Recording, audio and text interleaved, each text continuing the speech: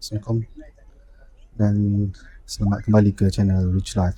Untuk episod kali ini saya berada di Pantai Polisen. Untuk episod kali ini saya nak kongsikan tentang kenapa kita perlu capai bebas kewangan. Seperti mana yang terlihat, inilah dia salah satu nikmat yang anda boleh dapat, yang anda boleh capai kalau anda dah capai bebas kewangan. Kerana sekali kita nak fikirkan, nak atau tak nak, seseorang tu akan mencapai usia persaraan kalau panjang umur. Iaitu kalau kat Malaysia umur persaraan adalah 60 tahun. Nak atau tak nak, kalau hidup umur panjang bila sampai 60 tahun, maka seseorang itu akan bersara, betul tak? Tapi kalau seseorang tu dapat capai bebas kewangan lebih awal di usia muda, maka dia ada pilihan untuk bersara, untuk mencapai persaraan lebih awal. Bersara awal ataupun dalam bahasa Inggeris dipanggil sebagai early retirement. Dan kesudahannya bagi seorang yang dah capai bebas kewangan itu, dengan kawan-kawannya, dengan rakan sekerjanya, dengan saudara maranya yang sama usia, kesudahannya adalah sama sahaja, iaitu kesemua mereka akan bersara juga pada usia 60 tahun di Malaysia. Maka bebas kewangan memberikan anda pilihan untuk bersara awal, dan anda memiliki pilihan dalam hidup, sama ada yang teruskan bekerja ataupun simply hidup dalam keadaan yang tenang seperti ini. Akan saya sambung demikian. Welcome back to sambung balik cerita kita. Tidak. Sekarang ni saya berada di resort, sedang spend time bersama keluarga.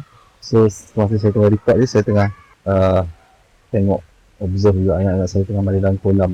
So untuk seterusnya video ni, saya kongsikan tentang kepentingan bebas kewangan. Kenapa bebas kewangan tu perlu? Sebab boleh je anda hidup tapi bebas kewangan. Bermaksud anda hidup dalam keadaan sentiasa memerlukan gaji, sentiasa memerlukan pendapatan.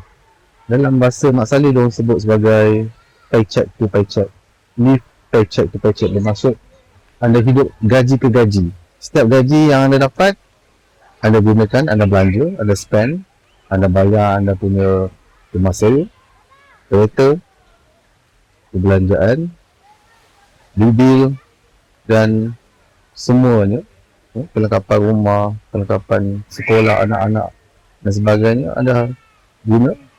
Dan di akhir bulan, selepas anda dapat gaji, sebulan lepas tu kemungkinan besar gaji anda berkurang dan mungkin ada sedikit saja, dan anda memerlukan tekanan seterusnya.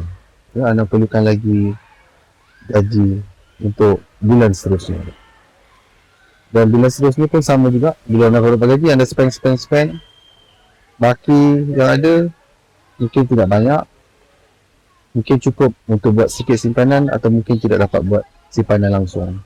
Dan itulah maksudnya live paycheck to paycheck, hidup gaji ke gaji. Dan jadi persoalannya adalah, adakah anda nak hidup macam itu?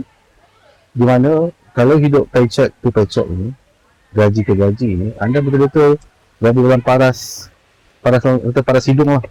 Kalau dalam air tu paras hidung, sikit lagi.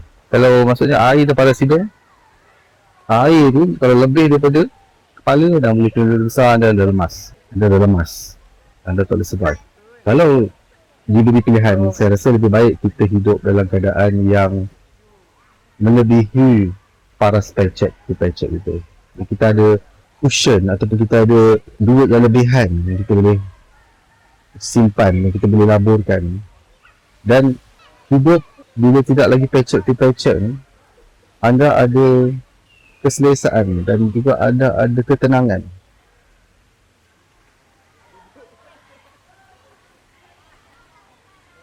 Anda ada ketenangan dan anda ada pilihan juga. Anda ada pilihan yang mana pilihannya bila sampai satu tahap, anda boleh decide sama ada anda ingin teruskan kehidupan sekarang, ataupun anda boleh ada pilihan sama ada ingin besar awal, seperti mana yang saya sendiri plan dan saya sendiri rangka dan saya laksanakan.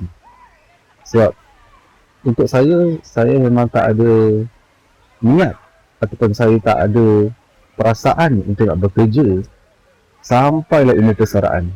Itu bukan saya. saya tak tahu tentang anda, saya tak tahu tentang orang lain.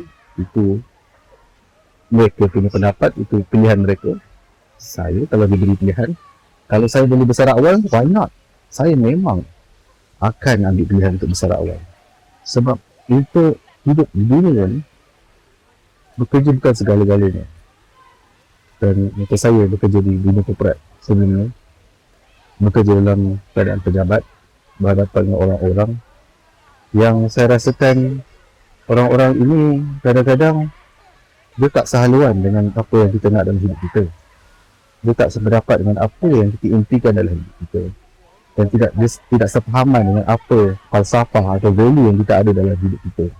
Kalau saya, hidup saya inginkan masa, saya ingin kebebasan, saya ingin masa dengan keluarga. Maka orang-orang ini, saya rasa dia ada clashes dengan apa yang saya nak dalam hidup.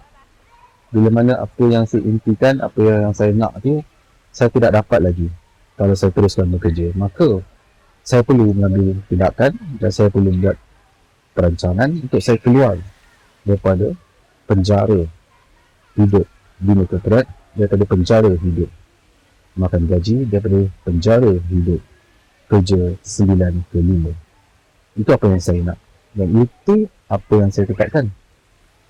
Dan bila saya dah matlamat, saya dah ada impian, saya pursue benda-benda itu. Dan untuk pursue benda-benda itu, tuan-tuan dan perempuan semua bukan mudah. Saya rangka lebih kurang 5 tahun untuk saya mencapai bebas kewangan. Dan saya mula plan benda ini tahun 2020 semasa COVID melanda dunia. Ketika itu, saya kerja di rumah, work from home, seperti mana yang kebanyakan daripada anda semua. Tahun 2020, tahun yang mencabar, tahun COVID, kita dikejutkan dengan Black Swan event yang mana tidak ada orang yang menjangka satu hari nanti dunia akan terkesan dengan COVID-19 dan ekonomi dunia lumpuh. Pada masa itulah saya hidup seorang-seorang dan saya kerja seorang-seorang di rumah. Saya ambil masa untuk saya buat self-reflection, saya fikir apa sebenarnya di sebalik COVID-19 ni. Apakah ada hikmah yang Allah tetapkan dalam kita berlaku pada dunia. Dan saya rasa ramai juga selain daripada saya semasa kerja di rumah. Kita buat self-reflection dan kita cuba kaji dan kita cuba perbandingan dan kita cuba buat study, kita tengok kehidupan diri sendiri, kita tengok kehidupan orang lain. Dan masa itu saya melihat di video-video YouTube tentang perihal financial independence retire early ataupun gerakan FIRE.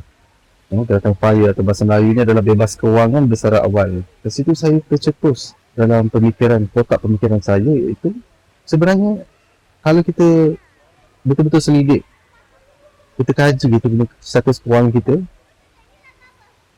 mungkin tak sedar akan tindakan kita selama mungkin 10 tahun lepas, 5 tahun lepas, sebenarnya mungkin yang besar membantu kita menyediakan kita punya kewangan kita dalam keadaan yang membolehkan kita sebenarnya menuju bebas kewangan.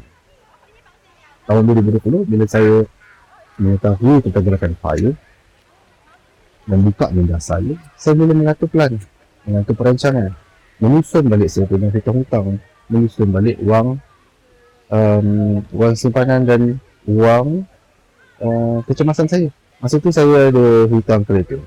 Masa tu dana kecemasan saya tak banyak, lebih kurang 1 ke 3 bulan je. Maksudnya kalau saya kena berhenti kerja masa COVID, saya mungkin boleh bayar apa-apa yang saya ada dalam masa 3 bulan. Dan lepas tu memang terputus terus. Kemudiannya saya teruskan lagi. Saya jual rumah saya yang saya dapat duit daripada rumah tu. Saya bayar duit kereta. Masa tu dah langsung duit kereta. Alhamdulillah, satu hutang dah selesai. Dan daripada duit jualan rumah saya tu, saya simpan sebagai dana kecemasan. Dan daripada situlah bermula duit saya simpan dalam ASB meningkat daripada kurang 100,000 naik sampai 100,000, lebih daripada 100,000, 200,000, 300,000, 400,000 dan sekarang ni semakin banyak. Bila sampai ke satu tahap itu, yang mana bila duit kita simpanan kita dah bersamaan dengan 25 kali perbelanjaan tahunan kita, bermaksud kita dah sampai tahap bebas kewangan. Bila mana kita punya duit portfolio kita itu sudah mencapai 25 kali ganda. 25 kali ganda perbelanjaan tahunan kita.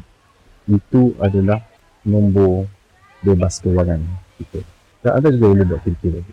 Anda ambil kertas, anda catat perbelanjaan bulanan anda. Anda kali dengan 12. Kali dengan 12, anda dapat perbelanjaan tahunan. Kali dengan 25, bersama dengan 25 tahun perbelanjaan anda. Dan anda tengok kepada kertas itu, berapa nilai 25 kali ganda perbelanjaan tahunan anda. Dan anda compare dengan berapa simpanan anda sekarang. Dan 25 kali perbelanjaan tahunan itu adalah net worth anda. Bermaksud segala hutang-hutang anda dan bermaksud berapa anda punya market value aset-aset anda. Anda tolak dulu itu. Jika positif, alhamdulillah anda berada di track yang betul. Jika negatif, anda kena improve lagi kemampuan anda dan pastikan net worth anda kena positif. Dan ya, berbalik kepada bebas kewangan. Jika anda sudah bebas kewangan, anda akan rasa tenang, anda akan senang, anda akan rasa lapang, dan anda rasa tidak lagi terkejar-kejar untuk mengejar itu, mengejar ini. Kalau di corporate, mengejar pangkat, mengejar duit, mengejar position dan sebagainya. Sebab anda tahu duit anda sudah cukup dan anda sudah memiliki nombor yang mencukupi untuk anda lalui lagi 25 tahun akan datang dengan ketenangan. Dan saya rasa di situ saja question saya. Nanti saya akan kongsikan lagi nanti di akan datang tentang berkaitan dengan bebas kewangan juga, berkaitan dengan kewangan pribadi juga. Dan jumpa lagi. Anak saya pun dah panggil untuk mandi. Naik sini, naik masuk dalam video. So anak saya pun dah bagi saya masuk kolam. Jadi jumpa lagi dalam video akan datang. Assalamualaikum and bye bye.